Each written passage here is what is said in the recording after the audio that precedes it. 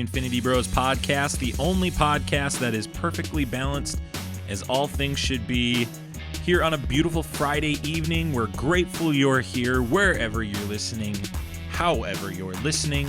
Thanks for making us part of your day. You can check us out on Facebook, Instagram, and Twitter, theinfinitybros.com, and wherever podcasts are being streamed. I am your host, Max Mosier, here today to talk a lot of things, but before I talk about that, I want to introduce my co-host for today. It's Infinity Bro Mark. Mark, how are you? Doing great on this beautiful Friday evening. Just excited for the weekend and to tickle the ears of the Infinity Bros universe. You're surrounded by boxes, your elbows deep in a move. Yep. Getting ready to move tomorrow morning, and I've been summoned or get fined to record tonight. Summoned is a strong word. You were requested earlier in the week, and you said yes, and now here we are. I may have agreed to it, whatever.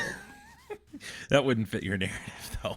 That doesn't make sense. That makes sense. I get it. You have a good week, though, otherwise?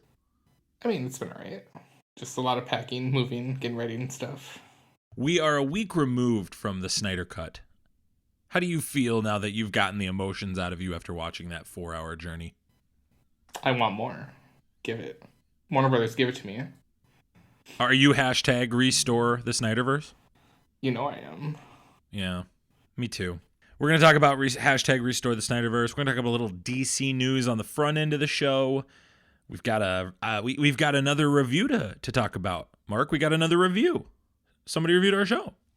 Oh, lucky us. It's exciting. And then we will, obviously, the main event, the reason you're probably here, talk about episode 2 of Falcon and the Winter Soldier. We're going to start with this other stuff, so we will put in the show notes when we start that discussion if you'd like to skip over some DC talk as well. But first, Mark, I want to make sure that we get to this not iTunes review, but a Podchaser review. How do you feel about Podchaser, Mark? Are you a Podchaser fan, or do you even know what that website is? Do you think that sounds like a term of maybe a pervert who chases pods? How do you feel about all this? Well, it definitely wasn't that one. Not really familiar with Podchaser. I am a Apple to iTunes guy. That's where I've gotten my podcast for the last forever. Because you're an Android user. Oh, no, you're an iPhone user. Never mind. What am I thinking? Thinking of Robbie. I'm better than them. Yeah, you're just above them. That's all it is. Sorry. I want to publicly apologize for even implying you'd be an Android user. Thank you. That's offensive in and of itself. Maybe this person is an Android user, and I don't want to mock them for that, but I do. Do we understand how those guys collect their podcasts? Do they just use Spotify? Do they probably have to find whatever app allows them to download podcasts? Amazon Music? Like, go with that one. I mean, what is your go-to app at that outrageous? Point? I mean, it is to me because I mean, you know this. Oh yeah. Well, in our group chat, you were like dumbfounded. You're like, yeah, Android users use Apple iTunes, right? And we're all like, no. I'm dumbfounded because reviews are hard to look for in other spots. Like, I don't internally go, I want to put a review in other spots. So like when somebody said to me, I won't say which bro said that, Robbie, hey, you should be telling people that are on Android to review in other spots. I was like, well, where would that be? Yeah, like what's the hot app that Android users It feels like they use 100 different apps. This one's from Podchaser. If you are an Android user, I suggest you do it on this site. It appears to be user-friendly, and we've gotten some reviews there before. I'm surprised you didn't say if you're an Android user, sell it and get an iPhone. I just expected that to come out of your mouth. If you're an Android user, question everything that led you up to this point. If you're somebody that's like, hey, I need a sign from God to make different choices in my life, please hear this as the sign from God to make different choices. It's better to not have a cell phone than have an Android. That's where I stand on the subject, okay? There it is. That's the news, boys and girls. Take that comment out of context, just like Robbie's, and put it everywhere on the internet from last week. This comes from LJ Lowry, dear friend of the show, Mark. Indeed. I love these guys and their conversations. They literally make me laugh out loud at work. It's a 5-star review, Mark. Very kind. I didn't know you could listen to podcasts in the laser take arena. Now you're going after LJ? Well, you said at work. No, I didn't say that. That's what LJ said. Oh, my bad. I thought That was you're me reading. I'm sorry. I was just ready for the joke, LJ, the attack Max. I'm sorry for interviewing on your review. I'm just always hot to make fun of Max. Did you know that like Isaac and Jared have put some reviews on here too? I don't think we've ever read theirs. Might as well while we're here. LJ, No, let's restart. Come back to Okay, LJ. let's restart here. Here we go. That. LJ said it's a 5-star review. I'll say it again. I love these guys and their conversations. They literally make me laugh out loud at work.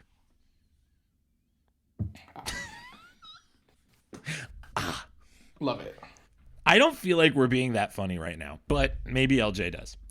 We appreciate that, LJ. It's very kind of you to leave that review. Jarrett. Maybe we're around each other so much that we really try as hard to make each other laugh.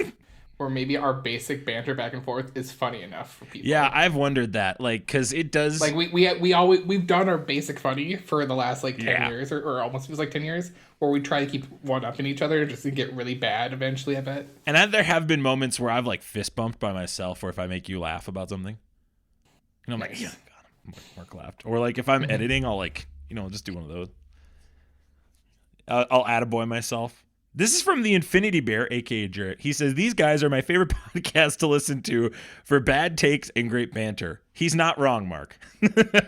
I'm totally... That's pretty accurate. This is great. I don't know if we've ever read this. I'm totally not biased in any shape or form, and my love for Zane is not motivating this at all. 6 out of 6 Infinity Stones. Was that Robin? That was Jarrett. That was Jarrett. Oh, again. Okay. This one's from Isaac Edland. Isaac, okay. Wow, what a cool crew. What a cool crew of dudes. Wow, what a cool group of guys. I bet they're just a blast to hang out with. A bunch of cool cats and kittens here. Joke's on that loser. It's the worst review ever, Isaac. You can leave a review for us on Podchaser. Or if you're, a human being who lives in a society like the Joker, you can leave it in an iTunes review. We'd love it if you did that. Let's dig into some nerd news. Hey, Zane, I was looking into getting into this Gunpla thing. There's one called the Unicorn Banshee. What the heck is that all about? Actually, Jarrett, what you're thinking of is RX-0 Unicorn Gundam 2 Banshee, which is from the Mobile Suit Gundam. Actually, you know what? It's time for nerd news. Let's dig into it. Dig deep. Mark, I was pausing there because I just put our new bumper for nerd news in there. Well, I already said it. Let's dig deep. So, okay, when I edit this, do I have you talking during this bumper, or because this is the first time, do I just put your comment after the bumper? After the bumper. I'll put it after the bumper. This comes from Variety.com. The Flash, the movie coming out in a short time. It's called The Flash in 2022. It's supposed to be out November 4th, 2022. Is that going to happen, Mark? What will happen first, that or the Black Adam movie? Oh, Black Adam movie is never happening. We have news about that movie, and I don't think it's happening. Flash, Ron Livingston has been cast in The Flash and will portray the superhero's father, Henry Allen. He replaces Billy Crudup, who recently departed the role because of scheduling conflicts for the Apple TV Plus drama The Morning Show. Phenomenal show, by the way. Phenomenal It's show. great. Production for The Flash has been postponed for a year due to the pandemic. And ILO is also joining the cast as young Barry Allen. Mark, we want to hear your thoughts about this, but before we hear those, we want to make sure that those listening are familiar with our rating system in case you rate something. So we're going to go ahead and put that bumper right here. Here on the Infinity Bros podcast, everything is ranked from a 0 to 6 point scale. 0 meaning horrible, and 6 meaning absolutely excellent. If all of the Infinity Bros rank something a 6, it gets an Infinity Step. Mark, what is your thoughts on this news? And did you enjoy or not enjoy Billy Crudup in the role of Barry Allen's father in the previous movie? Well, I think Billy Crudup is a good actor. I don't think him specifically being in this role, I think, takes a big hit. Being replaced, I guess, like, especially by Ron Livingston. I think you get what you get, and it's a Flash movie, so like literally his dad can be played by anybody, depending on how he changes the timeline. So, to me, that's not the biggest like, oh my gosh, the movie's ruined.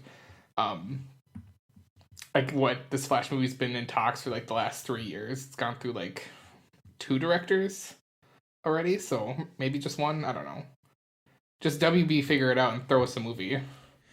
I mean, at this point, there's no faith from my perspective from WB, and we'll talk about that just, I think, progressively as we hear more of these stories. I'll be able to flesh out my reasons for that. I said to you guys in our offline conversation about this article that this is frustrating to me. 1 out of 6 this. The Flash was one of the best parts of the Snyderverse. I mean, not the Snyderverse, excuse me, of the Snyder Cut. And I really, really enjoyed his arc with his dad in it, albeit it was a very short appearance from Billy Crudup. I was excited to see him dive more into that character in the following movie. This is no jab at Ron Livingston. I give this a 2 out of 6, simply because I was excited about Billy Crudup in the role, and I really, really want the Flash to work out, especially after the success of the Snyderverse cut that we saw a couple days ago, excuse me. So, but I mean, I'm also on the flip side, Mark, kind of thrilled that Crudup decided to care more about the morning show than this. Like, it'd be different. He was like, "Nah, I just don't want to do it." Then it gives you a question to like, okay, what's going on? Versus it's like, well, this show I'm way more involved in, and they're probably paying him a lot more money, so it's probably like top on his list to like make room for. So, and they need him in that show for season 2. And I'm sure with also with COVID is probably what is another reason why. Well, obviously why the Flash got pushed back, but probably how his schedule got, conflicted with. Right, Ezra Miller's garbage in his personal life about that case where he appeared Billy to Crudup's be abusing a woman. A saint either, so. No, not what I'm saying. I'm just saying that would also halt production. What are the odds, Mark, that they try to do a multiverse thing with this and kind of have the Flash notice that it's not his dad? Well, I don't know if this is little bits. Well, that might play into the Flashpoint paradox if they go off of that. But going off of like other people, isn't Michael Keaton also another one that's a question mark now? I haven't read an article about it, but we can. Oh, there's my hot take. I think I saw something, but. Oh wow. So I think COVID's throwing a lot of wrenches in here, but again, going back to if they're going to go Flashpoint paradox and basically mess with the timeline or like bring in a bunch of characters, it really doesn't matter who the actor or actress is. And then you could play off of that if that's how you write the story. So yeah, I think that's a very low chance. I think they're just going to try to trudge forward, but we will see. It's interesting. I'm excited. I'm excited for it. I don't trust WB at all for it, but I'm excited for it. See, I don't know what the word would be. Maybe it's loathe Warner Brothers currently with like their movies.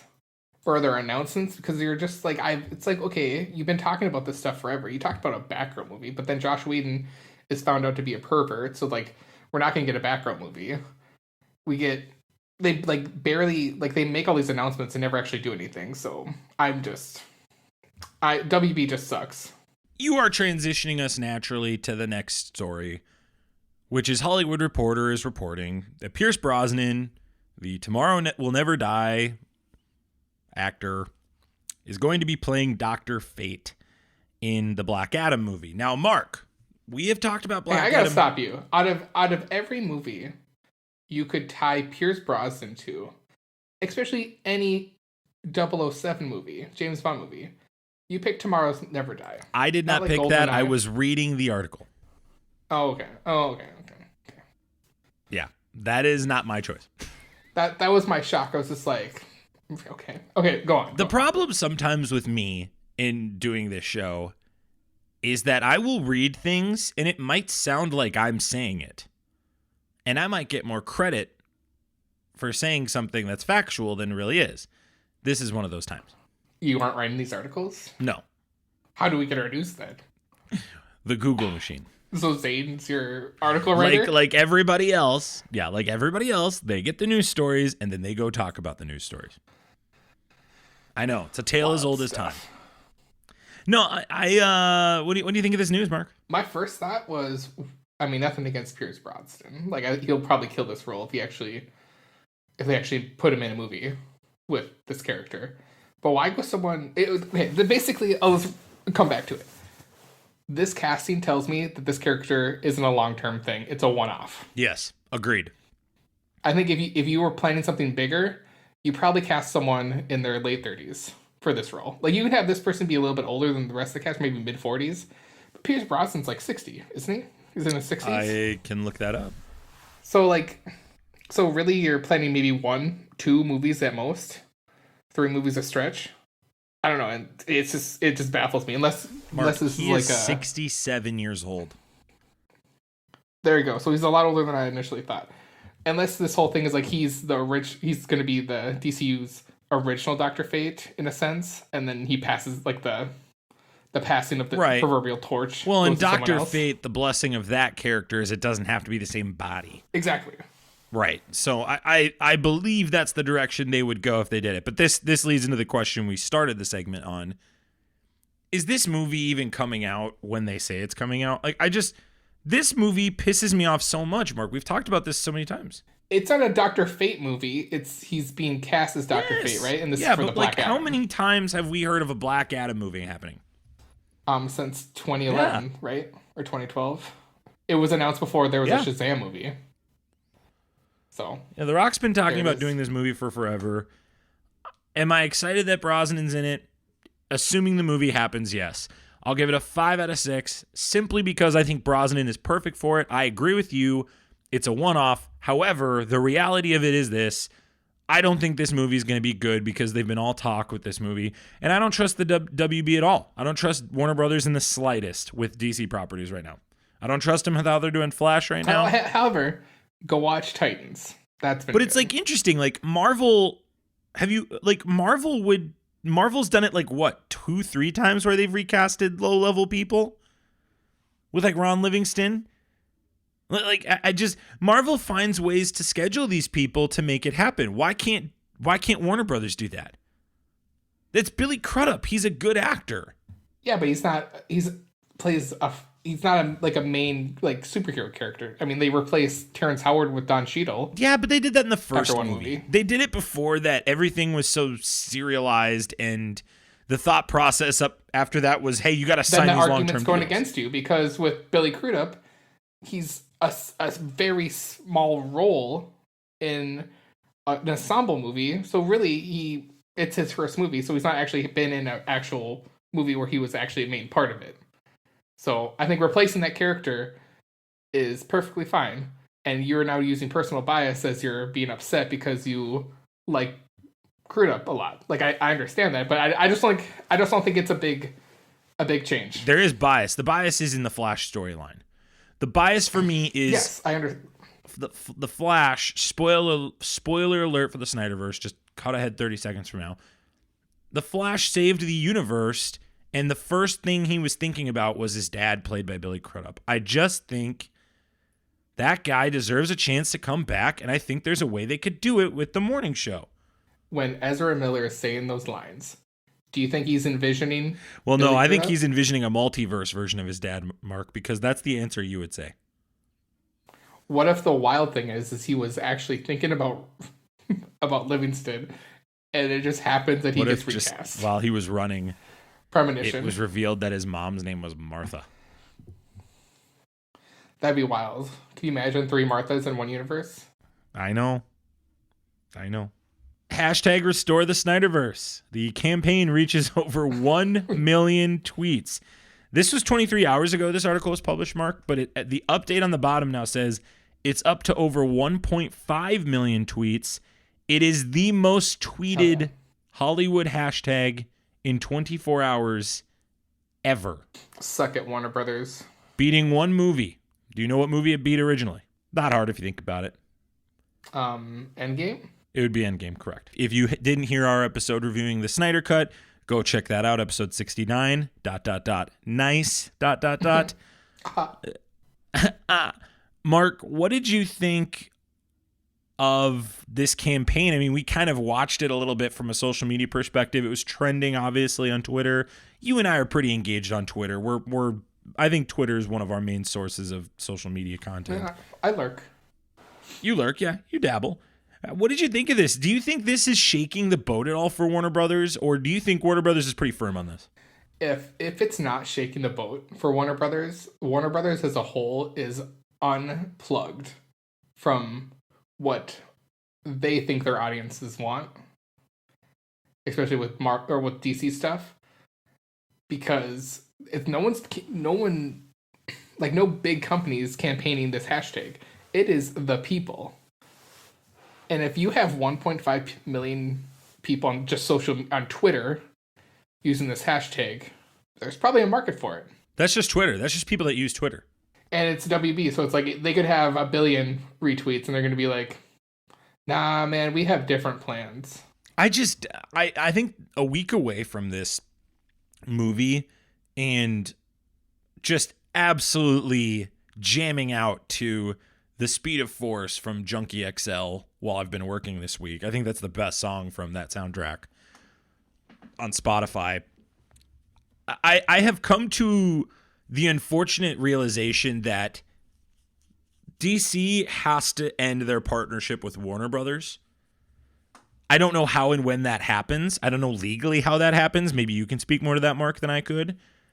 I just know that in order for this to really probably get back on track for DC, they either need to be bought out by another company or Warner Brothers has to give control to somebody, 1 to 5 people who could have creative control in a way that could get this back on track. And I mean, we talk about the Suicide Squad trailer, which we're going to talk about here in a minute. Like, the tone is so much different in that trailer than any Snyderverse movie. Yet I'm supposed to believe they're part of a shared universe. Or do you think it's just like, they're all different universes? Is that how you're looking at it as a DC fan? Well, I've said this before on the podcast. I mean, that's how it looks to be. And I feel like they should... I mean, if that's what they're going to do that. Just be like, hey, we're just going to make a bunch of movies and, like, one-offs. And, like, that's how we're going to do things. Or try to tell a collective story. And not just like, we're actually going to connect these 2 movies together. But then these ones are going to kind of be their same thing. Because the Suicide Squad group of people and Birds of Prey, those all happen in the same universe or happen with the same group of people. So like anything that's done affects their future in a sense. But then like the Ben Affleck Batman, Jared Leto Joker are technically in that universe, and so is everyone else. But it just seems like, are we branching away from those characters? So it's like these people might still continue to do stuff. I don't know. I just think Warner Brothers is just really bad. I just can't. I cannot believe that they're looking at this right now and they're really trying to make the excuse like, well, the fans didn't watch it the first time around. Well, actually they did. They just didn't rewatch it. And that's the point you brought up last week on our episode. You said like the problem isn't that people went to see it the first time. It's that people didn't go to rewatch it to get to that 1.3 to $2 billion mark that the Avengers and MCU movies typically get to. This is just so difficult for me. And we'll talk about, and I have positive things to say about Suicide Squad, but the timing just does feel strange for me, Mark, to be frank. The timing, like even the timing of the Pearce Brosnan news, like I like that casting. I really do like that casting. It just felt like, hey, you had the Snyderverse fun, but here's like, forget about that because Pearce Brosnan's going to play Dr. Fate in a movie that will never come out. And that just doesn't carry enough weight for me to be pumped about that in comparison to what the Snyderverse was showing us. And this is the reason I think the epilogue is so stupid in the Snyderverse is like, you showed me what you could have done and now you're not giving it to me. And I know Snyder is just doing it to get us to talk about it. So I'm like, fine, I'll bite. I'll tweet about it. But I'm not going to get it. And I think that's frustrating. And oh my gosh. All right, Max. Here's here's why DC sucks at making movies, or Warner Brothers sucks. DC Comics is under the umbrella of DC Entertainment. DC Entertainment is under the umbrella of Warner Brothers Global Brands and Experiences, which is under the umbrella of Warner Brothers, which is under the umbrella of AT&T. Mm-hmm. So when you have that many hands in the cookie jar, the cookies are eventually going to go stale or taste gross. Yeah, and it's clear that that's what happened with Justice League. We talked all about that last week, so we don't need to talk more about that right now. I guess just for me, Mark, it's DC news is just tough for me to hear. And I feel the same way. I'm a big DC fan, but when it comes to Warner Brothers related movies that are going to be made, unless you're already in production, you've already teased me with clips, I don't want to hear your news. I just don't want to hear it. Yeah, let's. I unfortunately have one more piece of news I have to give you, even though you don't want to hear it. That's fine. Let's talk about the Suicide Squad trailer, Mark. I loved it. Yeah. Well, real quick, I mean, just out the gate, can you give us your rating of it? How did you feel about this trailer? I mean, we talked about the context of watching the Snyderverse this last week, but how did you feel about this trailer and the direction that what James Gunn appears to be taking it? I'm 100% excited for this, and there are 3 reasons why I'm giving it a 6 out of 6. Do you want them? Infinity I might as well. It's a podcast. Okay. This is the space to talk about it. Definitely looks like they started us off that they're trying to go save Harley Quinn. Harley Quinn's already broken out, and it's like, well, I want to be saved. I'll go back in and you can save me. Love that. King Shark rips a dude in half. Do you know who King Shark's going to be played by? I don't know off the top of my head. Sylvester Stallone. Awesome. So he's the voice of him, because I think they had a stand-in. Correct. Yeah. And the fact that John Cena's character, that is, what's his name again? Peacemaker. Peacemaker, that's right. It says, like, you gotta go watch the Red Band trailer. Yes. Basically, it's like, I will eat a shore filled with penises in the name of liberty. And I'm like, you got John Cena to say stuff like that? That dude is the PG family-friendly era top wrestler of WWE, and I'm all in.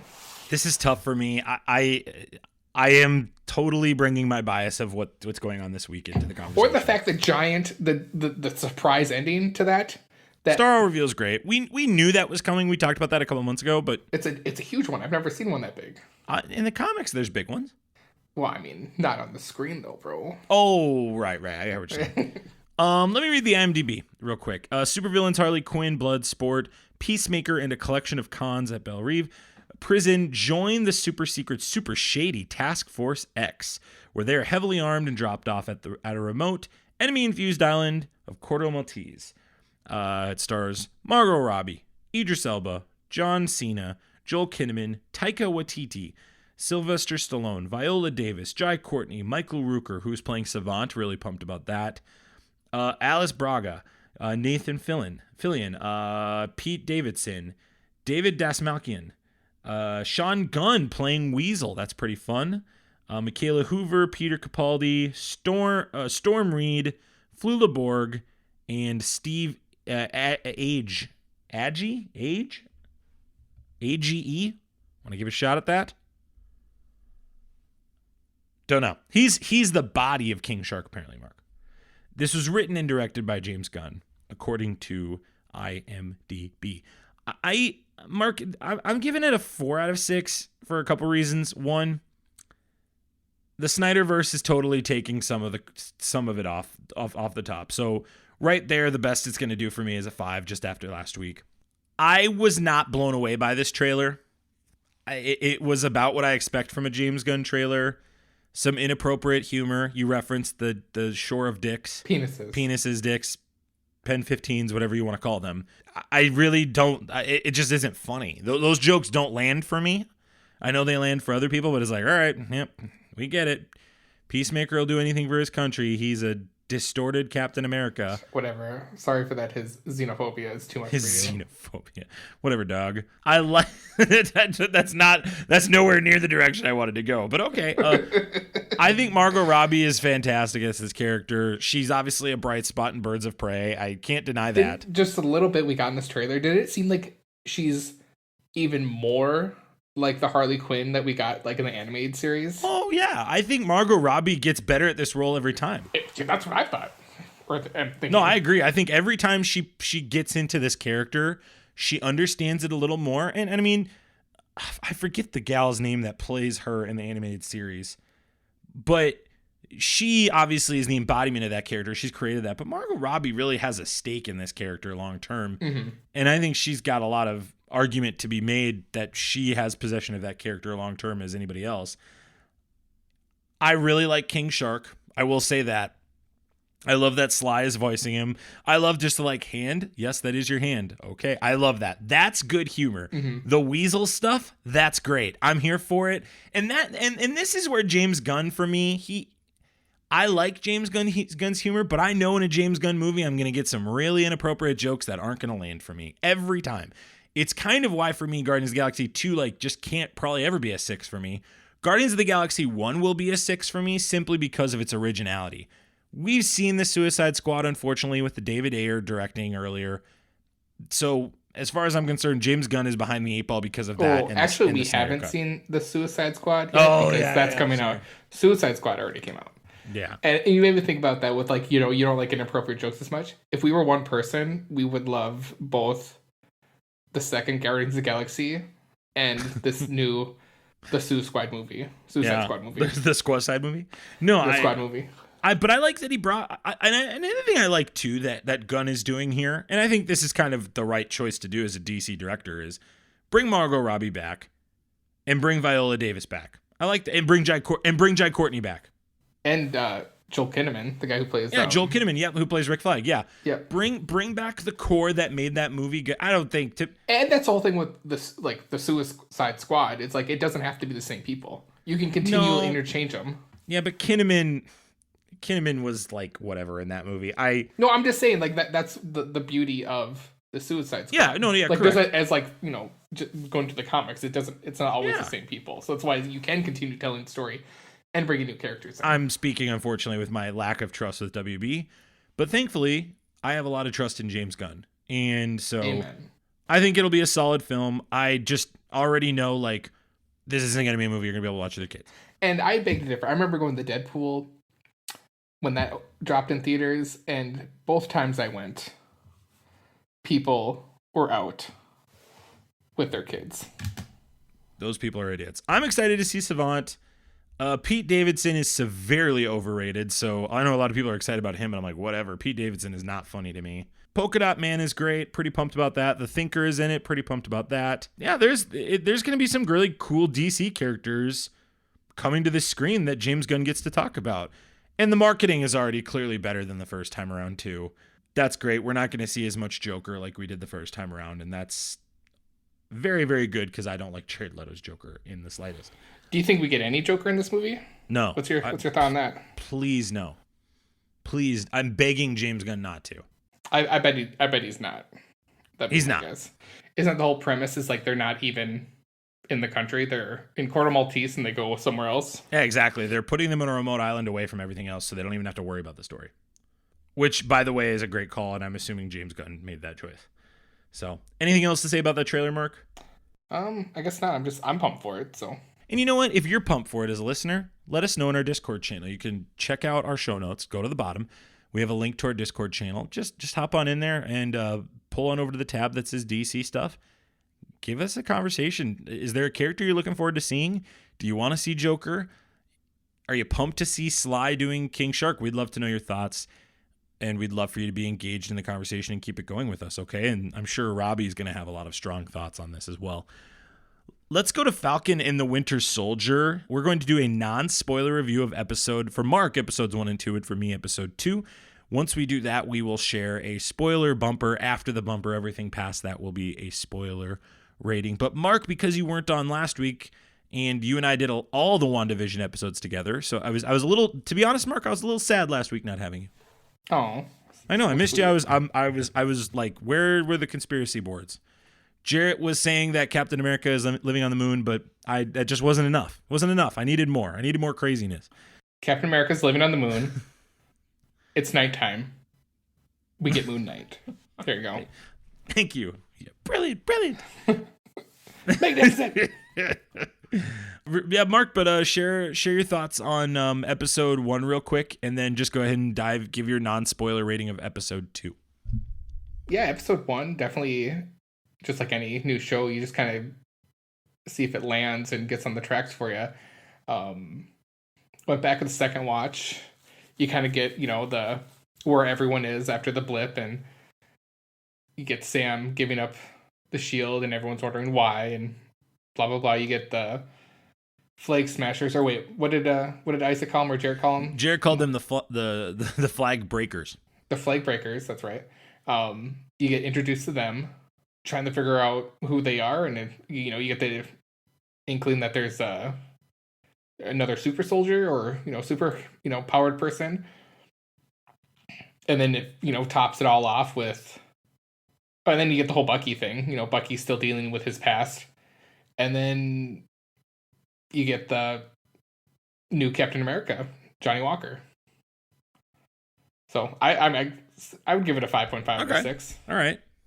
Kind of planted enough seeds for you to be like, all right, let's see where they're going to go with this. So that's episode 1. So what is your non-spoiler review of episode 2? I thought it was great. 6 out of 6. I thought it gave us a lot of context, or more context to some situations that are happening. You get better bonding. I feel like a better bond might have been forced a little bit between Bucky and Sam. Dives deep, or not deep, but it dives more into this new Captain America.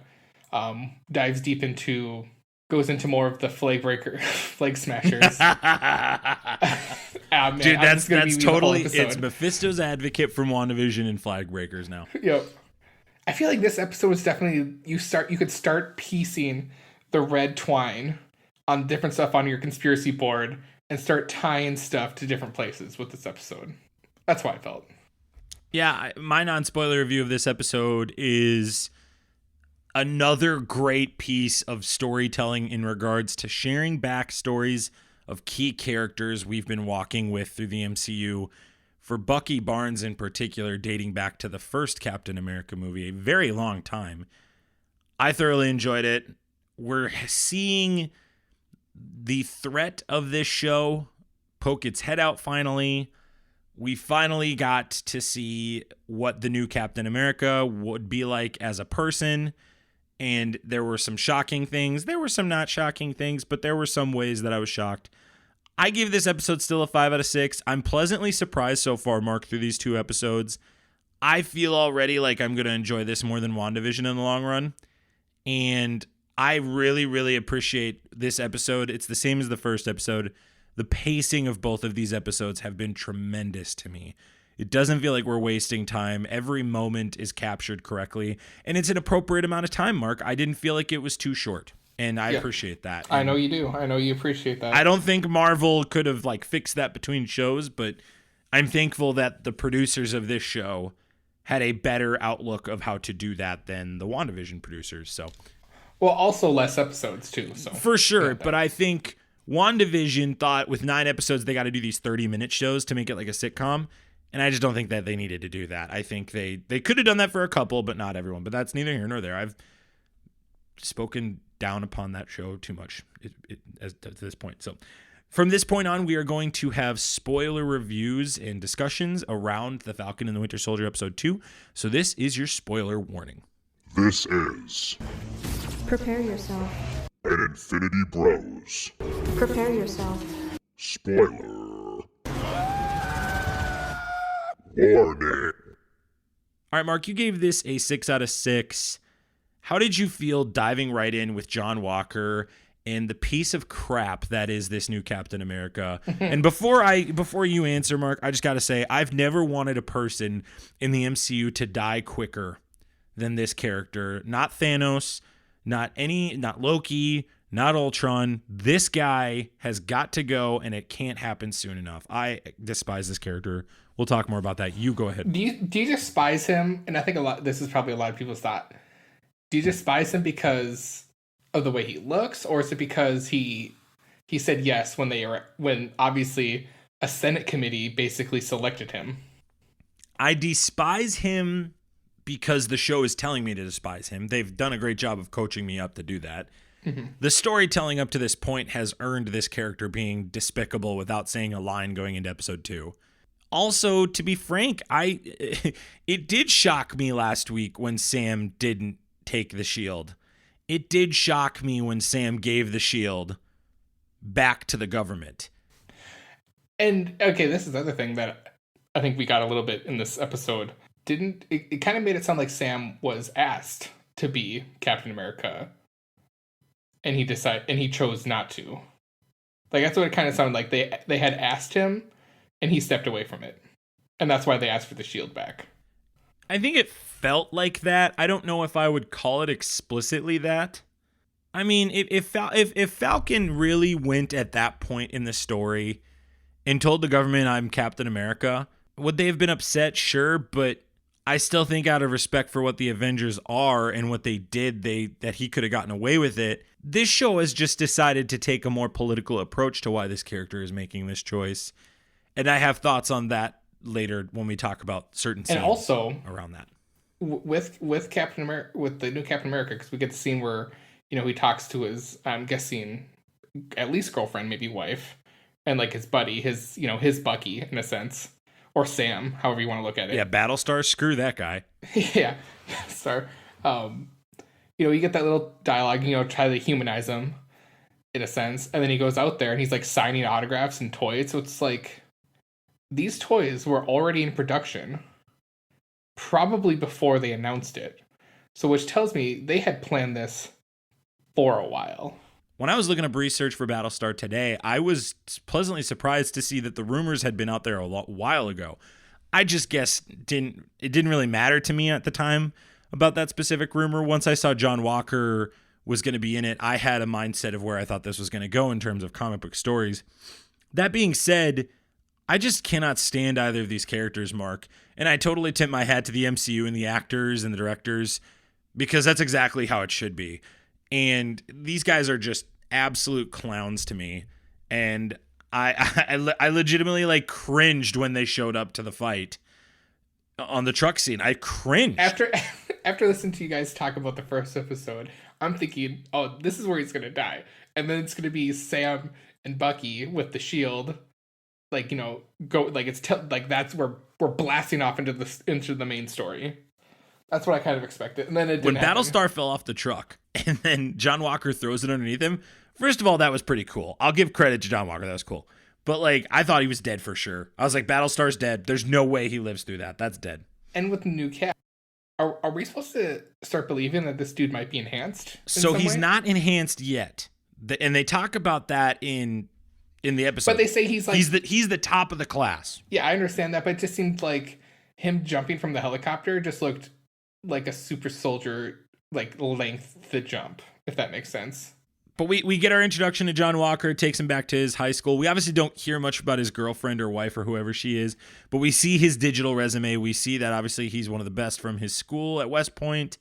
3 different, is it Medal of Honor? I believe. And it appears, Mark, and this is an interesting choice. This is the second episode I've been surprised by a choice here. It appears that this guy is trying to be a good Captain America. Because in my understanding of this character, when I heard about this show, my thought process around this was, okay, he's just going to be a total D-bag. And at the end of episode 1, that one scene where he gives a wink affirmed that. And I was pleasantly surprised to kind of see him be vulnerable with his buddy and his girlfriend/wife. But not only that, the dialogue with the news reporter gave credence to, okay, he's confident, he's not arrogant.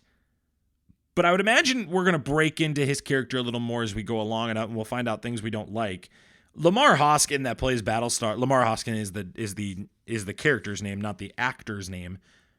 Absolute clown. Can't stand him. It's insane.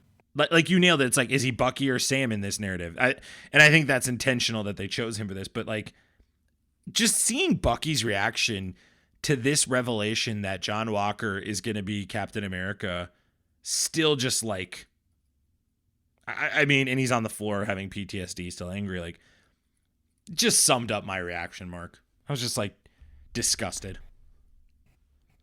And I'm sure that's how those guys would feel.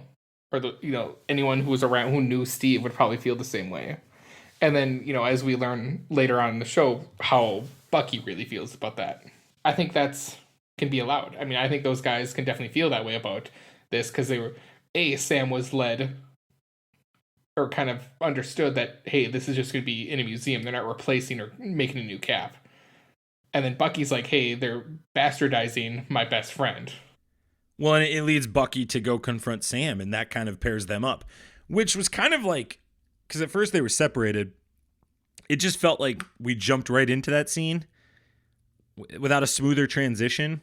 It felt that felt a smidge rushed. But we get finally another great fighting scene. We had it in the first episode, but this truck fighting scene, we've seen glimpses of it in trailers, but we have not seen Battlestar and Captain America, at least John Walker. I'm going to call him John Walker. I'm not going to call him Captain America. I'm not going to do that.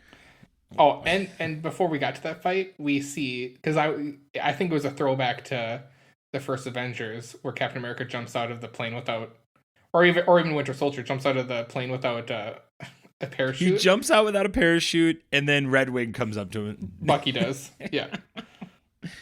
Got that all. And they have like these bro fights, right? Like one thing that I like about this show that it's doing that other shows don't have is it's got this Lethal Weapon vibe to it. Yeah. Where just these guys are just like total jerks to each other, and they have these goofy therapy sessions, or they're sitting on planes, trains, and automobiles, and they're grouchy at each other all the time. They don't want to be with each other, but for the sake of the story and for the sake of their motivations, they have to be together. And I agree with you, Mark, but it's interesting too, the parallels. So now, like, is that a Captain America parallel or is that an Iron Man parallel? Because remember in Avengers, Iron Man jumps out of the plane and says, I have a plan, attack. And that's basically what Sam did. So I just found that to be and again, this is what Marvel is so freaking good at. They can do scenes and draw back to previous scenes that people just absolutely adore. This is another example of it, where they can reference two different scenes in one little scene.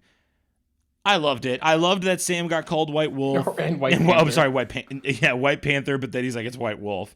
But destroying Red Wing, like, that was interesting. So now that's going to take away that piece of Sam. Yep. So Sam's not as OP now without that. And they get their butts kicked again. Like, Sam and Bucky just aren't winning. I mean, Sam won his first fight with the military, but like, I just see a lot of losing fights moving forward in this show. Don't you? Well, I think that's what we're supposed to get initially is like, hey, these guys aren't really working well together. And I bet by the end, we're probably going to get that where they're, functioning way better as a team. Do you think they're going to team up with U.S. Agent and Battlestar eventually? I think they're going to kind of have to, even though like this episode kind of ends in a low note for those two sets, groups of people. I also thought it was really interesting that they revealed that the government's been spying on Red Wing, them using Red Wing. And yeah, I'm with you. I think they're going to have to pair them up, but like, does U.S. Agent get the super soldier serum? Is that what happens here? Or does he get killed and that's how they get the shield? Like where are they going with this? Because I don't know. This is a different beast to me than WandaVision. This is a story to me that feels like could affect the entire world, or politically set up things like the Thunderbolts, which we know have been in talks, or just even like, could it affect some stuff in Black Widow? I don't know. Or is there stuff in this show we don't realize that are being affected by Black Widow's movie? How is this going to have ripple effects down the line? Like, are people all going to be like, this is stupid? Or is everybody going to be like... I just don't think I just don't think the new Cap's going to die. I do think we might get... What's his other aliases? I think we might get that. I think he might get superpowers somehow and become, what is it, the Patriot, right? Patriot would be a young Avenger, not him. Or US Agent, I think is what they call him, right? Yeah, calling him US Agent. So maybe he'll go down that route, but because I just feel like this show's got to end with Sam or Bucky with the shield as the new Captain America. This episode to me proved it's got to be Sam, right? Like Bucky is like, you have to take it.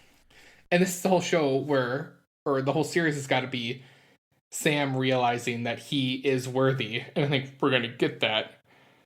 Obviously, in the next 4 episodes at some point where he finally actualizes who he's supposed to be. But if any, like, Battlestar is the only one I see dying. I just feel like... You think Battlestar dies and that motivates U.S. Agent to become bad, air quotes? Bad, maybe? Or something with that situation makes him be like, I can't be Captain America because I wasn't able to save my buddy or something like that. Because I just feel like we're supposed to lead or be led that, hey, we hate this guy. Don't like him because you're not going to like him. But then he's going to redeem himself somehow. I just feel like that's what's going to happen. I think he's only going to get worse. I just don't see redemption right now. Because he's not a superhero in a sense where he's like overpowered. He's literally just he's not a super high ranking person in the military either. He's just doing what he's being told. Who do you hate more right now? Warner Brothers owners, presidents, CEOs, or it's that one. I don't even John even Walker. Tell me what the. It's the Warner Brothers. I might be the Mark. There's a legitimate argument for John Walker right now. There's a legitimate argument for John Walker. It's not him. We're being. And I'll eat my words if it turns out that we find out he drinks the blood of babies to gain his power and stuff like that, then so be it. But at this current moment, the writers and the show is making you think that way. But I don't think that character as a whole is a bad I don't think they're person. making us think that way. I think Steve Rogers' character and the standard he set for a decade is making us think that way. And who developed the Steve Rogers in the MCU again? Oh wait, I already answered my question. The MCU. What are you watching? What Falcon and Winter Soldier on? Oh, MCU. My bad. Sorry, Max. Yeah. Yeah. The scene where they picked them up in the car was fascinating. I cannot stand them. It's just. We also find out that there's this group called the Global Repatriation Committee, where essentially they're a coalition of world governments. They're a coalition of world governments getting people where they need to be after the blip. It's this overarching thing that probably will turn into something bad eventually, because that's how comic books work. And we get a ton of interesting people introduced this episode. First of all, we get more detail on who the Flag Smashers are. We find out that they're bringing medicine to those in need, but that they're all super soldiers. It's not like one or two of them. It's all of them. And I want to hold back on that. I think right now we're being led to think they're super soldiers. I wonder if they're not. Yeah, but how do you explain? Okay. Because there have been rumors. There have been rumors that these are Inhumans. Oh, that's right. So little bits, by the way. Yeah, little bits. So you would say they're not, in the true sense, super soldier serum people. They are Inhumans who have enhanced abilities, but they all happen to just be super strong. Right, but the problem is Inhumans all have different abilities. So, yeah. So I don't know. I'm just saying nobody's explicitly said yet that that's where they're getting these powers from. And know what? If this was first before WandaVision, I'd be like, yes, that's what it is. Mephisto's also an Inhuman, advocate, and Mephisto's the leader of all this. But it's like I don't think it's that deep. No, I get you. In conspiracy, I think it probably is something that, especially what we find out after they have this encounter, that I think it is straightforward. It is super. And that's and there's nothing wrong with that being the arc. Super soldiers in the MCU, in the Marvel comics, super soldiers is a decades long story. So that's not gonna make me feel stupid or feel cheated if we don't get that, right? I'm fine with it. There's also a part of me that's it seems too easy, but then you're nailing it too with the WandaVision part of me is do not read too much into things. But that's what's fun about it. Yes, that is unfortunately part of the bit. Or because it's 6 months after, what if those are people that were in the town Westview?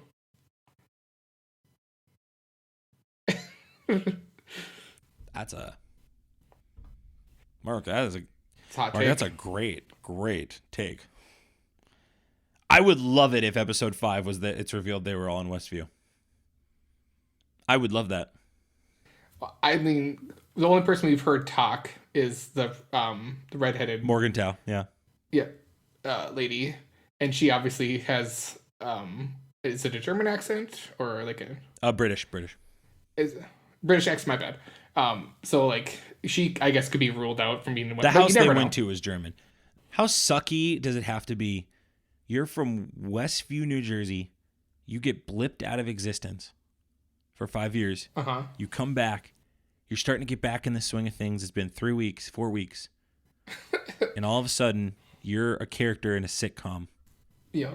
And you have nightmares of Wanda, and you have no control of your body. And the child you haven't seen in 5 years that's now 7 years old is also under her control. I mean, just how sucky of a life is that guy or gal? It's wild stuff. If that's, yeah. And they just happen to be in New York City the day the Avengers attack happened. All right, we have to backtrack to this part. when you mentioned that, they had the safe house and like the dude and his wife who like prepared everything for them. Who do you think they're a part of? I don't know. Like, I just feel like because didn't that guy call someone too? Well, so Power Broker is the one that texted Morgenthau saying, "I'm going to kill you," and Power Broker in the comics is a supplier of Super Soldium Serum.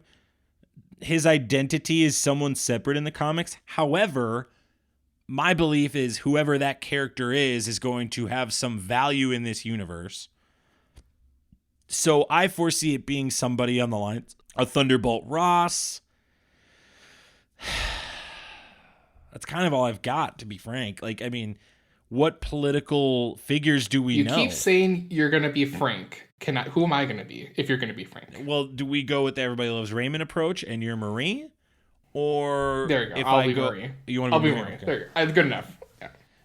Just no, I appreciate it. Thank you. We're a show that needs to have clarity. I just don't know. I like that kind of seems to be the only character in this universe that could connect, that would work as the Power Broker. But on the flip side, some people think it's Zemo right now, but I don't think it's Zemo. I feel like... Well, definitely with ending this movie, it would be kind of difficult if Zemo's been the architect, but he's got the chessboard, and that symbolizes he's ahead of the game. He's 4 moves ahead of everybody. We're the X-Men. Well, who else played the X-Men chess? Oh, no. Magneto and he was in chess, and he was always 3 steps ahead of Charles. Yeah, so obviously either Mephisto or Magneto show up in this series. Or Magneto is Mephisto. Clip it.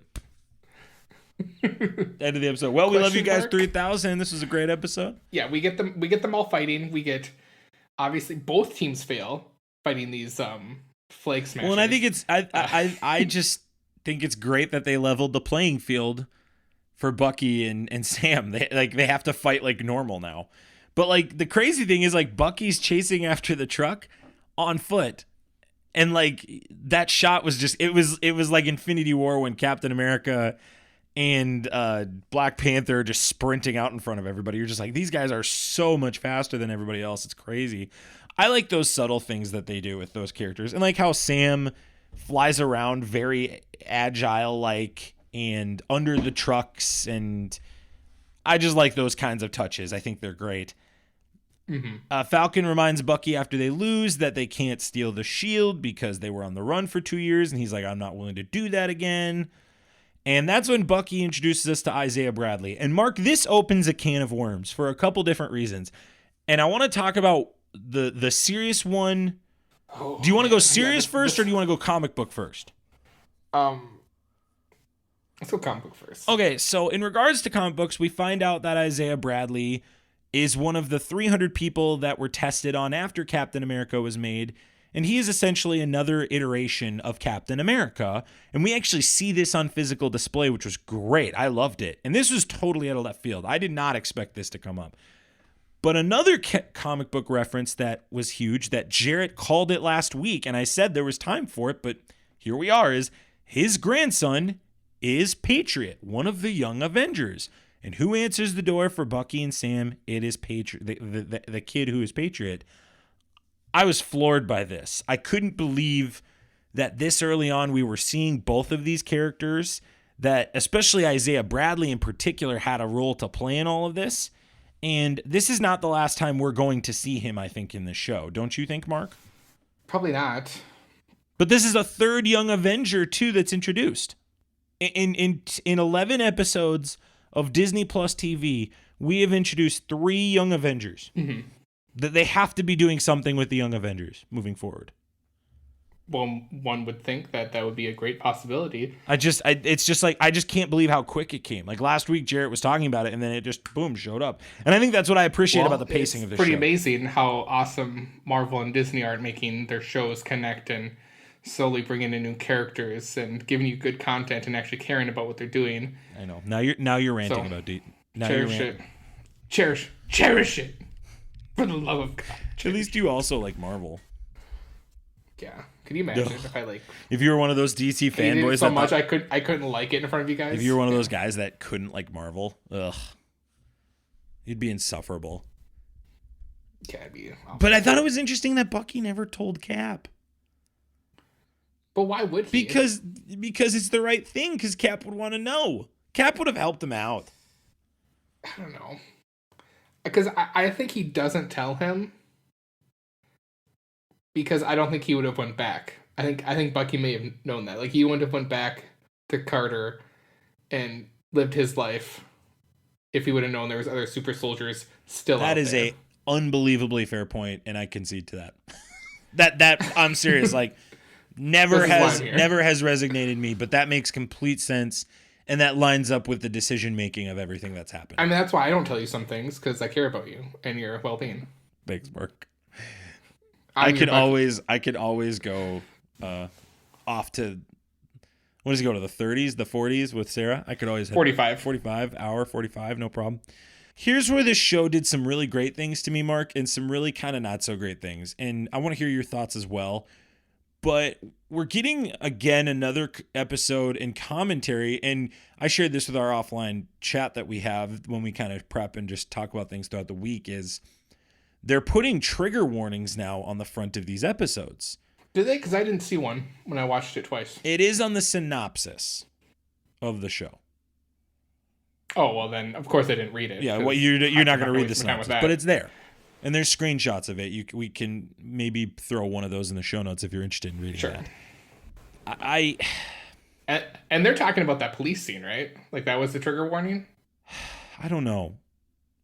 And here's where I kind of want to talk about this. I really, really, really think the bank scene last week in episode 1 was an excellent way to have this dialogue about what I believe and am not believe necessarily, but am interpreting as I watch this show as systemic racism.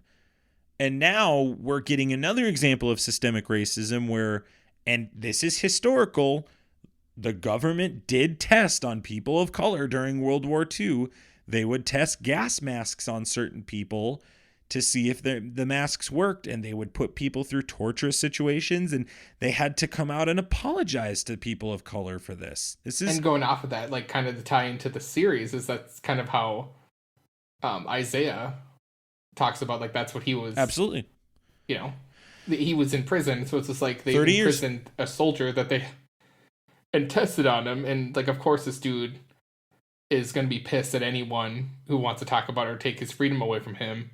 And yeah, it's, I mean, I don't think I'm the one who should be justifying or talking about it. It's not in my thing, but yeah, it's stuff that needs to be out there that people need to understand that, like, hey, there are people groups especially in our country, that have been very much persecuted and still are, but horrific things happened in our past as a country. Or at the bare minimum, if you are somebody that thinks that we need to, air quotes, move on from the subject, then these people need to, at some point, feel validated and heard in their frustrations and these tensions.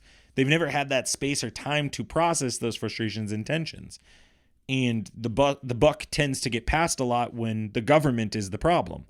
So the Isaiah Bradley stuff was a great, unique way, again, just like the bank scene last week, to really communicate this message that Sam is struggling with taking this shield, and part of it is because of, in his mind, the color of his skin. Whether you like that narrative or not, that's the narrative that they're choosing to go with Sam. Well, and I think what pushes that even deeper is when they're walking up to the house and the two kids say, "Hey, you're Black Falcon," and he's like, "No, I'm just Falcon." I loved that dialogue, Mark. I thought that was one of the. And I know it's supposed to be totally no, it was not. Joking, but it's very no. Well, that's what it was supposed. I think that's like the top layer. But when you go deeper into that, it's supposed to be super impactful that people love to put labels on people. In society today, we have a label issue, in my opinion, and I don't want to get too political on the subject, but like, I totally agree with you, Mark. Like, people put labels on everything, from gender to race to ethnicity, et cetera, et cetera, et cetera. And I really, really thought that was a great way to articulate that. I think I love all the stuff they're doing with Sam. Where this really, really frustrated me, Mark, was when they had the scene with the cop arresting them. Here's why this frustrated me. One, you just got done with two back-to-back great scenes of what you just talked about. the encounter with the kid on the street, a great dialogue from Sam. And by the way, that to me is Sam showing his like why he should be Captain America colors right there. That is like a Captain America would say something like that. And I'm not speaking of Steve Rogers, I'm speaking of the symbol. And then we get the great Isaiah Bradley scene, which is directly tied to history. And my thing with this storyline is you have to uniquely share this perspective without beating it over the heads of people, because if you beat it over the heads of people, they're just going to claim that it's political propaganda, and they're just going to claim that it's frustrating.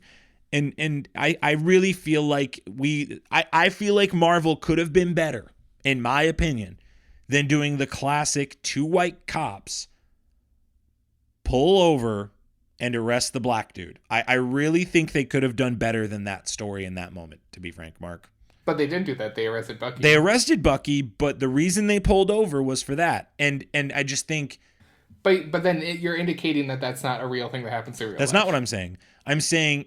But that's what it sounds like to That's me. fine that it sounds So, like, that you way could take to you. that What I'm articulating is that is a overdone scene in cinema and in TV that you can... And they have done phenomenal, unique ways of articulating that story through the eyes of Sam, in the bank scene and the scene with Isaiah and the scene with the kid on the street. They could have been creative there again and had... What do you mean the bank scene? The bank scene from episode 1, where the loan, where he couldn't get the loan. Well, he couldn't get the loan because his finances didn't show that he could get the Well, the loan. implication, too, was works. that the color of his skin. Well, okay, I understand that part, but being now I gotta say this, being in the banking world, that, and especially on that side of stuff, we're in the MCU, so maybe it works differently. So, because it's in a different universe, but in the real world... Infinity Bros universe, Mark does not speak on behalf of the MCU banking system. Go ahead, Mark. But in real life, especially if you're getting a business loan, because that's what they're probably doing, because it's a phishing thing, you literally need to prove that you have stable income like 5 years in the past. And if you can't prove that, they're not going to give you a loan. It's just that's that simple. And it's kind of the same thing when you go get a mortgage. Like, if you don't have proof of income and assets, you're not going to get a loan. And so now I'm going to side with you. I guess this is where you're going with it, where they're pushing it too far down to make it political and propaganda-ish. Sure. But I guess I see it like the bank one. I'd fight against that. What they did in this scene, I think, is a natural situation that does sadly happen. And I'm not speaking to that. I'm speaking to... Okay. There are creative ways to tell this story without having to retread the old stories that every single movie and TV show that's dealing with people of color and trying to tell that story is showing. I really feel like that's a part of cinema and TV right now that happens frequently. And does that happen in real life? Maybe it does. It probably does in a lot of circumstances. Well, neither of us have ever. I don't think you or I haven't been arrested. So You're we don't nailing know. it. Like we're 2 white guys talking about a comic book show on a podcast. Like we have don't label me, bro. We don't have that perspective. I just simply say that for the sake of this show to really, really work in what it's saying, for the audience to catch what it's putting down, they have to get creative with some of these things, and they did it up to that point. So, like, is it, like, egregious to the point where I think they should, like, cancel the show? Absolutely not. I think it's great. I think what they're doing is phenomenal. And the other thing is and because my wife and I were talking about this before we came down here, is they needed to get those guys to the police station. So, like, how were they going to do it? That I understand. I just don't want every episode, Mark, to have that scene over and over. And maybe that's the point they're going to make. They're going to go, hey, regardless of how good Falcon is, it's going to happen every episode because we want to remind you. And if that's the choice they make, that's fine. But they're going to have a frustrated audience base overall when they're watching a TV show that they're looking to escape in from reality, and the same issues are popping up over and over. Now, I understand the counter arguments to those things. I'm not saying that it's right or wrong. I'm just saying that's going to be a detriment to this show if they continue to beat it in a dense way over my head versus having unique creative ways of telling that story through the lens of characters like Isaiah Bradley or the kid on the street or the bank loan officer. That obviously, yes, what you're saying is true, but in regards to the story, that was the implication. That was the interpretation by a lot of people, Mark. I doubt it. I doubt that's the real case. Because that dude was like, if his finances were like on the line, like if his DTI was like 50%, DTI. which is like, Oh my god. yeah, go look it up, folks. It's a Everybody, thing. Mark, how hard did I just eye roll? That dude was so hard for an Avenger. He would approve that loan. He didn't approve that loan because he looked over the finances of this business and be like, I would get fired if I approved this loan. Maybe you're speaking on behalf of the banks. Mark's out here just speaking on behalf of the banks. Nobody speaks on behalf of the banks, Mark, but you. This dude definitely is all in on Avengers. I'm just saying he would have approved it if he could. Even if he had, he would have found, if he had the slightest hole to get through, he would have gone through that hole to make sure that approved. But he's also got to watch out for his job. Just saying. The interpretation does not agree with you. Okay. Well, we got to come back to Isaiah Bradley for a second. So if there's one super soldier that we know about in the U.S., and he also indicates his people, which Bucky later said he probably meant Hydra, how many, and blood samples being taken, are we supposed to believe that there are many more older super soldiers out there? Middle-aged, younger? Because like this dude fought in Korea, and he looked to only be like 50? 7, no, I wouldn't say 50. 70s? Yeah, 60, 60s? 70. That's fair. So it's like, how old is this guy, and how many more are there? And that dude clearly still had some strength left, Yeah. When he threw that can across the room, my goodness. So I think that's eye-opening. I think that's where we're going down the line where it's not humans and it's super soldiers, because I think that's where we're going to find out, and that's probably why they go back to Zemo, is probably because they know Zemo knows way more than they do about this stuff. I hope Isaiah's in it a lot. I really, really like that. I like that story and where that could go. I think that's a creative way to tell. And I think we're going to come back to him. I think they will. I think we're going to come back to that one. I don't think that's the last time we see him. We have the great therapist scene. And again, we're talking about this lethal weapon trend. Like these guys just do not like each other, but they share that mutual bond of Steve. But I think that's what's going to tell a great story is like, yeah, these two dudes are like opposites, and I think eventually they're going to figure out that they work really good as a team, and they're going to become best friends. Because they make the comment like, hey, after we're done with this, we never have to talk to each other. And I'm like, yeah, right. You guys are going to like bro out after this. I love that Bucky has just this adamant, his character needs Sam to take that shield. And I love how they've explained that. I love how Bucky is explaining, if Steve was right about you, then he's right about me. If he's wrong about you, he's wrong about me. And if he's wrong about me, then I have no reason to exist. I love it. And I love that. That tells, I think that's great to his inner monologue, like how he feels about himself. It validates, or especially what Steve thought about him, validates his existence to keep going and to be a good person. And to cleanse his soul, in a sense, of all his past deeds. Or I shouldn't say deeds, his wrongdoings. Bucky, I mean, like, Bucky's killings are not Bucky's fault. I hold to that. I just feel for that guy, and it's like, whatever. Yeah, well, you're a Team Iron Man guy. Well, Team Iron Man's willing to do whatever it takes. Is he? Okay. Yeah, well, Cap just gets to decide that he wants to go have a family. After years and years and years of service. Sorry he didn't drank and sleep with every woman he saw for years in a metal tin can. Jeez. Yeah, whatever. Grow up, bro. Man. Drink bleach. Good game. And then we get the standoff with Battlestar and Walker. Battlestar's like, you better stay the heck out of my way. It's like, and I'm just waiting for Bucky to look at him and go like, or what? What are you gonna do? Like, you gonna take away my birthday? Is my freedom gone if I do? Like, come on. Okay. So in that scene when they leave, they have their therapy session, and then they encounter them, like, because obviously Captain America and Battlestar want to team up with them. Like, they're all for that. Yeah, because they want to be Avengers. Everybody wants to be Avengers till it's time to be Avengers. Well, okay.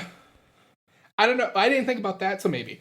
But I was watching this with my beautiful wife, Kelly, and she talked about how she's like, kind of like how a lot of people are saying, like, is he intentionally being a douchebag? Or is he just a straightforward person that comes off as being a Both. dick? You think he's like you think he's intentionally being a douchebag? This is, for once, my life actually helps with the conversation here. Okay. My dad is in the military. I'll leave it at that. I have in my life encountered... Oh, we can't leave it at that. He is the supreme admiral of a star vessel that floats on water. And I've experienced just military men before. There are some, not all, but there are some that are extremely cocky and extremely arrogant. I would classify this as John Walker is part of the stereotype.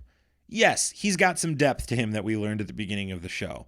However, it's clear that he is high on his own supply because he's out here just talking about how, stay the heck out of my way. Like, dude, both of those guys fought in Infinity War and Endgame. Everybody in this universe knows that those two guys were out on the battlefield with Thanos, Monopoly, whatever. Like, they know. Or Thanos, as Robbie says it. How does Robbie say it? Thanos. He says Thanos, and then Thanos. Whatever you just said, Thanos, which I think is great because milk. I think in the MCU we hear his Thanos' name said like 2 or 3 different ways. Anyways, that's true. So I guess just for me, how does that clown, and this is part of the hatred, how does he think like he's going to tell them to get out of his way? Those guys are not, like, they know that they're so much better than him. It's crazy. I think New Cap is probably pissed that they're not. Do not call him Cap. He's U.S. Agent or John Walker. Stop it. He's currently Captain America. You, Mark. He signed Screw a Captain America. You, Mark. He's not Captain America. I wish. He's currently actually, Captain he's America. not currently Captain America. He's a fraud. Okay. Anyway, so the United States of America has deemed him Captain America. Oh yeah. Well, the United States of America has deemed a lot of things, Mark. They've deemed a lot of things. Well, this is the MCU America, so you're just going to have to deal with it as is right now. Now I totally lost what I was going to say. Okay. So I'm still not in on Battlestar. I think that dude is like, I hope he dies. I just don't like his aura currently. He just seems so he totally is guy that gets an A on a group project that didn't do anything guy. Yes. Right? Like that is Battlestar. And just going back to him jumping out of the helicopter and that's what, didn't they say that? He's like, you guys are just in body armor. Like, who are you? Like, seriously, like honestly, dude, Battlestar is like a character from the movie Kick-Ass. That's who Battlestar is. Okay. Yes. Okay, but going back to New Cap in that scene, I think this is just me theorizing. I think he has internalized that, with this now being the new Captain America, that these guys should just respect me. Like, totally that, and that's a total military thing.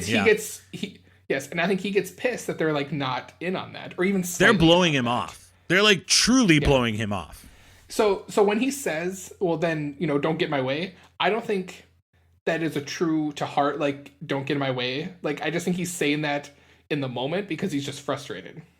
But then I'm playing Mephisto's advocate for this guy. Well, and for the bit, you're doing it for the bit, and somebody has to do that because we could sit here for an hour and make fun of this guy. I can do it for the bit, but I'm still on that fence where it's like I just feel like this dude's gonna redeem himself somehow, and he's gonna be a good companion. Mark, you're nuts. To these guys. Nuts, Mark. There's no way. Battlestar, I hope, turns into an enemy, and they all three have to beat him up like they did Red Wing. John Walker is for sure turning into a bad guy. There's no way he turns into a good guy. You think Ego shows back up? No. Stop it. Why not? Because it'd be pretty shocking when Ego shows back up and he looks just like Johnny Walker. Anyway, the Power Brokers men attack Morgenthau's people as they get on the flight. They send that guy out. They kill that guy, yada, yada, yada. And then Sam and Bucky decide they need to go see Zemo, which I'm like beating my head against a wall going like, are you for real? Like, this is really the route we're taking? After all this, we're like, we have to go see Zemo? Well, how else do you introduce him? Because I thought I don't know. I just was expecting him to be out already or something. That's what I really expected too. Like, he was already, like, he's the one orchestrating the Flake Smashers. I agree. I thought that too. Interesting note, his cell number was 2187. That is Princess Leia's cell in the original Star Wars A New Hope. Okay, so now the branch off with the Zemo thing. Do you think they somehow bring him, like they ask for him to come with them, and that's how he gets out of his prison? Like we need to list him, or do you think when they go there, or even maybe before they go there, someone's breaking him out? Or he makes Winter Soldier turn on and get him out of there. But we're supposed to understand that he's good after being in Wakanda. Right. I'm just spitballing. Well, I just don't think that would kind of negate everything they did in Wakanda. Okay, so you can make up crazy metaphors, but I can't make up a crazy situation. Well, see, wasn't a metaphor. Sorry, crazy situation. Conspiracy theories are based on loose facts. We have been shown in the MCU. Do you have a receipt from Shuri that says like, "Hey Sam, you're good to go"? When people say these weird Russian words in sequential order, you're not going to freak out and turn into a Nazi Russian killer. Didn't they put him in ice after Civil War to do that? And yeah, they did, but I'm just asking if you have the receipts. To clear his mind? But do you have the receipts is what I'm asking. Because if you don't, then they could. I do. Oh, I do. I'm sorry. Daddy Feige sent them to me, so I asked Daddy for them Feige. earlier today. Man, maybe I didn't miss you last week. Maybe I didn't. You told I me. did. We were meant I for did. this. Zane and Isaac are too safe. Jared got a little spicy, but Zane and Isaac were too safe. I was gonna say Zane got a little spicy too. Well, Zane gets spicy about John Walker. Isaac just chuckles at everything. Isaac's the good keeping us level and on track. Isaac is our Steve Rogers. He really is our Steve Rogers. So then you're his Sam and I'm the Bucky? I don't know about that. Or you're Red Wing and I'm Sam? I don't know about that either. Or you're Battlestar and I'm the new Mark, Cap? I will never speak to you again if you ever say that. I hate you so you much. wish. Real quick, some questions before we head into the top 5. Power Broker was introduced. Do you have a guess of who that could be?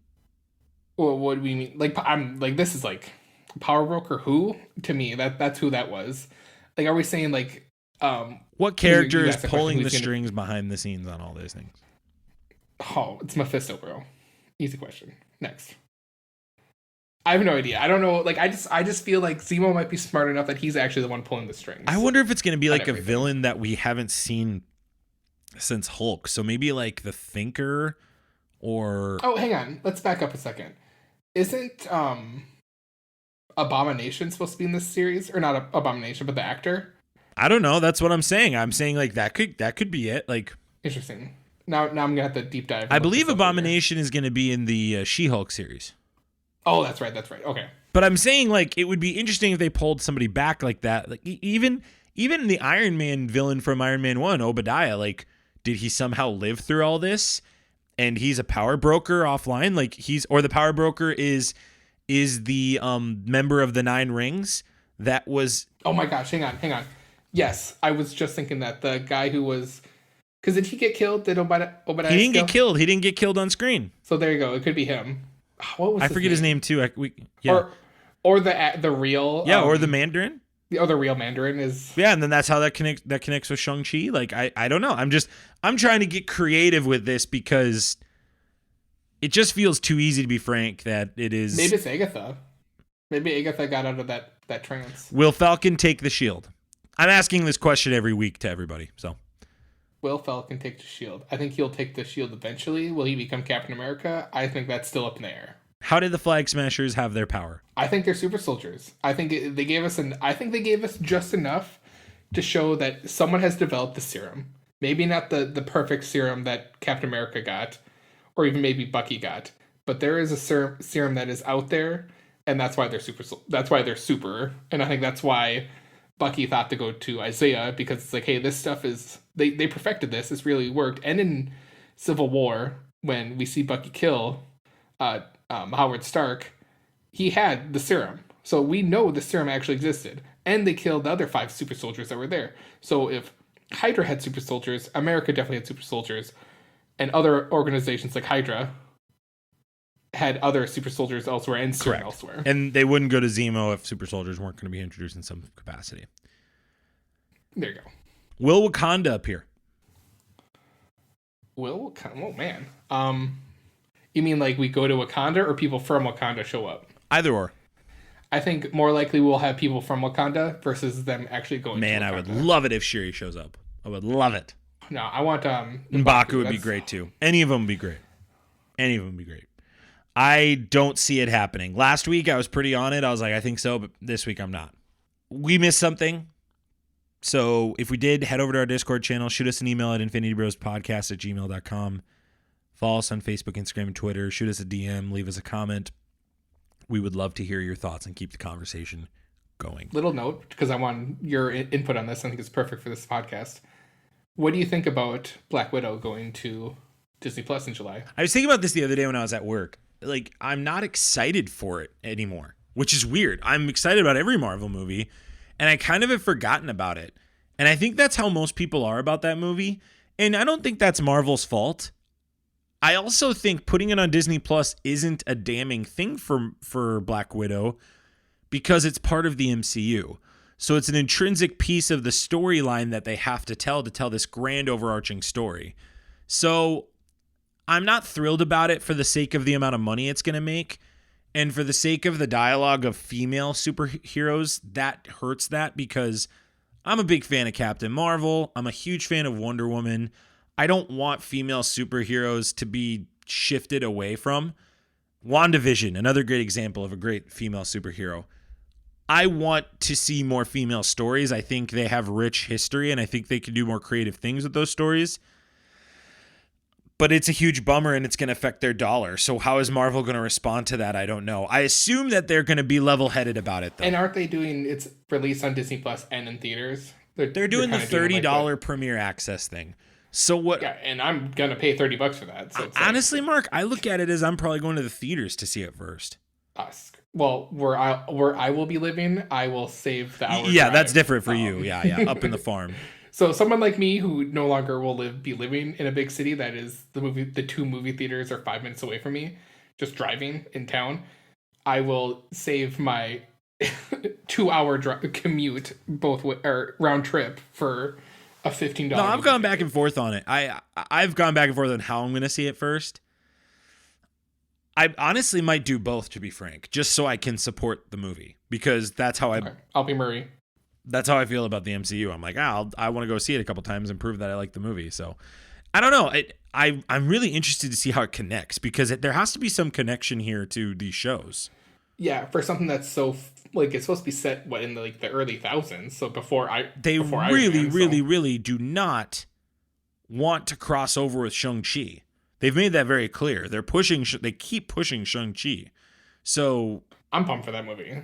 But we're getting that in Disney Plus too, no, right? Shang-Chi would be November. And that's not going to be in Disney.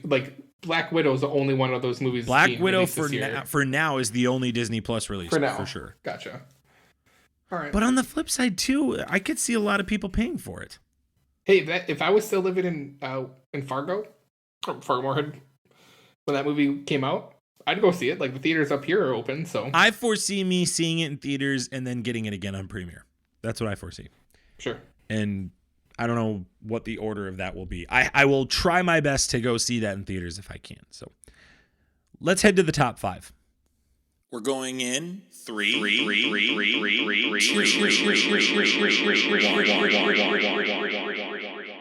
You're entering the top 5 on the Infinity Bros podcast. Starting now.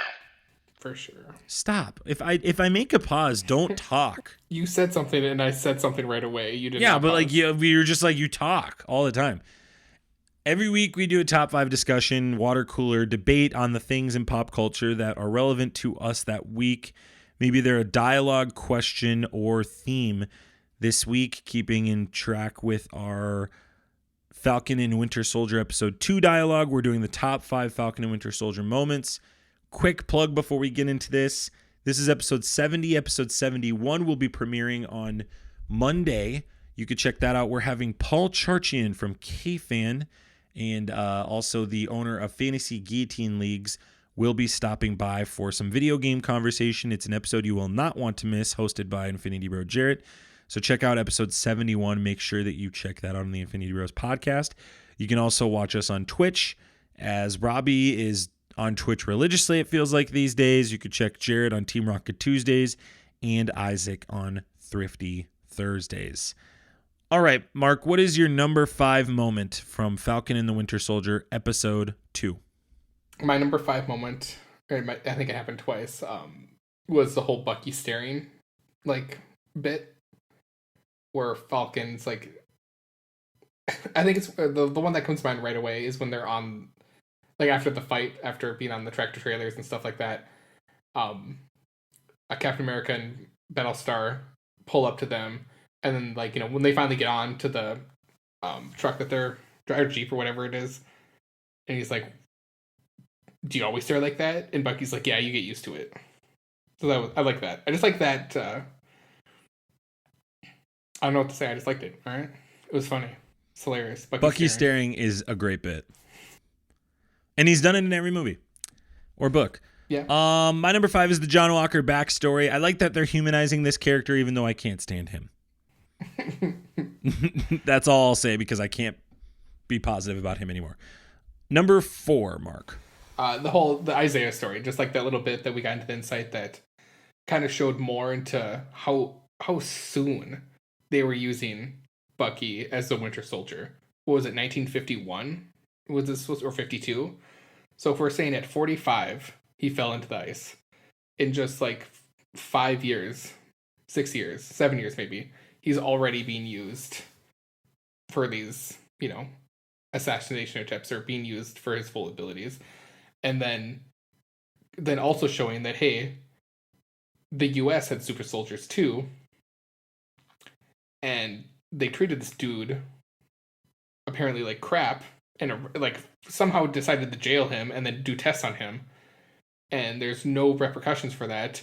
And you get the whole and I think Sam like shows this once they're kind of, when Isaiah's like, get out, it's like, I think you kind of get the sense that like, hey, if people knew about this now, history would be totally different. Like, technically the first black super soldier was, working for the military, and then they just hid him away and, imprisoned him. So I think that told a good story. So I appreciate that. So that's my number 4. My number 4 is just the White Wolf drop. They keep talking about Wakanda, and that gets me jazzed because that makes me think that Wakanda's coming down the line. They keep reminding us about Wakanda. I talked about it last week too. Mark, do you watch the Legends little shorts before you watch these shows? Yep. Yeah, so I watch them too, and yeah, isn't the Bucky one like just? It seems like the it's Bucky like and half of Zemo, it's the Bucky Wakanda and stuff. Zemo ones were very heavy Black Panther, and so I'm holding out hope. I think Wakanda might be. I know earlier I said it's probably not coming, but like I'm holding out hope that it does. I will be very, very excited.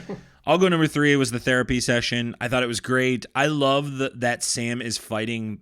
That Sam is fighting to not have the shield, and Bucky is fighting Sam to take the shield. I think it's great. I love the internal battle that Bucky is having, and I love the internal battle that Sam is having with culture that I think is so well done. And it's why I'm so critical of that police car scene, because I don't think those scenes are needed to tell that story, in my opinion, for Sam. So, number 3. My number 3 is the introduction of Zemo. That doesn't feel big to me, but yeah, I get that. Oh, I think it feels pretty big when the song choice they used is reminded me, because when I first heard it, I was like, oh, it's from The Watchmen, when they figure out that Ozymandias is the villain. That's true. So pulling from your Zack Snyder, so it's like it felt like a Zack Snyder thing. Number 2 for me was the Isaiah Bradley and Patriot reveal. In particular, Patriot, like that was just so flippant. I'm like, whoa, that's like a really, really big deal. But Isaiah Bradley's huge. That was really shocking. That was like, when Bucky's like, I've got somebody, I was like, whoa, where are we going?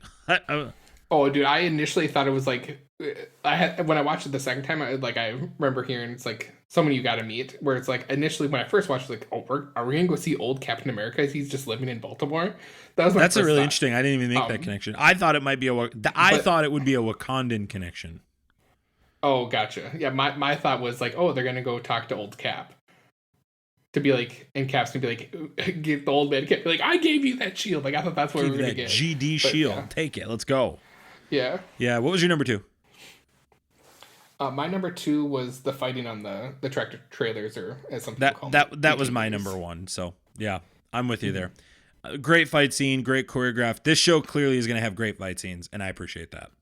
Okay, that was your number 1. My number 1 was the therapy scene. I think just like if I get like I like the goofiness of it when they're like get close and like just like two dudes that just want to just get under each other's skin, just get way too close to each other. I thought that was kind of funny. But what was really touching to me is what, paraphrasing Bucky saying, hey, if Cap was wrong about you, He's wrong about me. then he was wrong about me. And I think that cuts him deep, because like he's trying to change himself, and the one person in his life who believed in him and knew him as a good person had faith in him that he could change. And basically Sam giving up that shield makes Bucky feel like crap, and he's not worthy of being a good guy. And I think that really, and like I think that's gonna be the driving force for him for a majority of these episodes, is making sure that Sam feels worthy of being Captain America. I feel so bad for Bucky. That guy just like can't catch a break. Great list, Mark. That was our review of Falcon and the Winter Soldier. You can check that out on Disney Plus right now. And you can also check out all the details we talked about on IMDb. Mark, great episode, man. Good to have you back. Glad to be back Okay, cool. from 5 days hiatus. Seriously. Well, enjoy your move, man. Hope you guys like moving up to the farm. Be not in the middle of nowhere, so all you get is Disney Plus premiere stuff. But we'll look forward to hearing from you next week for episode 3. This show's going to ramp up. It feels like it's going to go really quick the next 3 episodes, and then the final episode will be here before we know it. And then we'll have a week break and Loki will start. No, wouldn't it? Isn't that how it matches up? June 13th. So we'll get a couple weeks in between. I think we'll get 2 or 3. Oh, well, never mind. It'll be good. It'll be really good. Well, Mark, thanks again for coming on, man. It was fun to be with you. Thank you, Infinity Bros Universe, wherever you listened, however you listened. Thanks for making us part of your weekday or month. We love you guys 3000. If you stuck around to the end of this, could you do me a huge favor? Could you leave us an iTunes review or a Podchaser review? We'd love to celebrate you by talking about your review on the front end of the show.